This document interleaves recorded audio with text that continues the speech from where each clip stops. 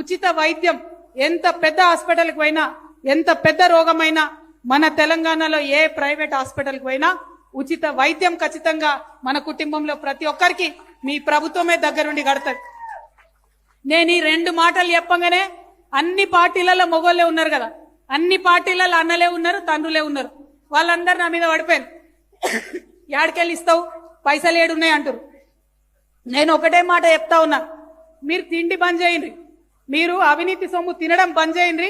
పేదవాళ్లకు విద్య వస్తుంది, పేదవాళ్లకు వైద్యం కూడా వస్తుంది. నేను లెక్కలేసి చూపిస్తా, ఉట్టిగా మాట్లాడేదాన్ని కాదు. నేను చదువుకున్న దాన్ని దేవుడి దయ వల్ల. ఒకప్పుడు మా అమ్మ కలగన్నది పట్టుబట్టి నన్ను ఇంగ్లీష్ మీడియం స్కూల్ వేస్తే ఆమె దయతో అమెరికా దాకా పోయి చదువుకొని వచ్చిన.